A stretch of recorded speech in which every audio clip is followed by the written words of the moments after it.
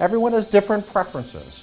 Everyone has different tastes. So why then is it that we're so surprised that conflict arises in our life? And what we know is that conflict, when not effectively managed, is very, very costly. So businesses are spending or wasting huge amounts of money because conflict is not being managed in an effective and productive way.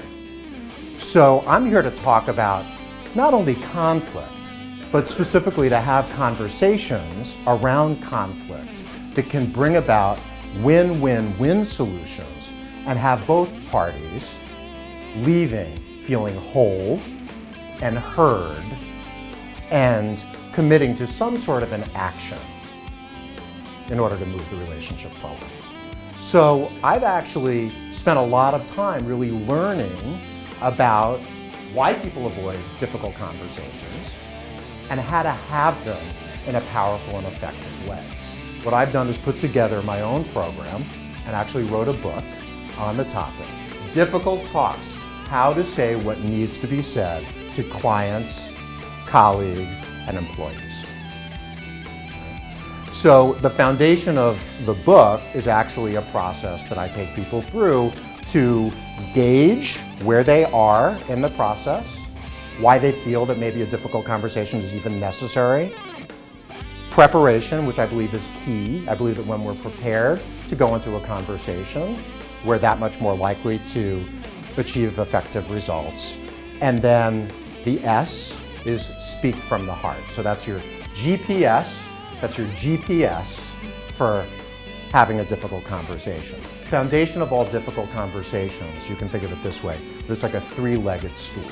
So it's emotional intelligence, resiliency, and responsibility. What do we know about emotional intelligence? What we know is that emotional intelligence is believed to be a better indicator of a leader's potential than even IQ. What is emotional intelligence? It's managing our own emotions, it's being aware of our emotions, and it's being aware of the emotions of the other individual. Emotionally intelligent leaders, by and large, are more successful than those leaders who lack emotional intelligence. Responsibility. What does responsibility mean? You can look at this in a couple of different ways. So there's the responsibility that we have to have the conversation. And finally, is resiliency. And I think this is so important. Resiliency is that true belief that comes from the core that you can survive it, that whatever happens, you can bounce back. And when you've prepared, when you're showing up in an empathetic way, you know that you've done your best. You've kept your side of the street clean. You've given the other person the benefit of the doubt. You don't assume negative intent. You stay open-minded. So we put aside our egos to hear what they have to say and possibly co-create a new resolution that will be a win-win-win.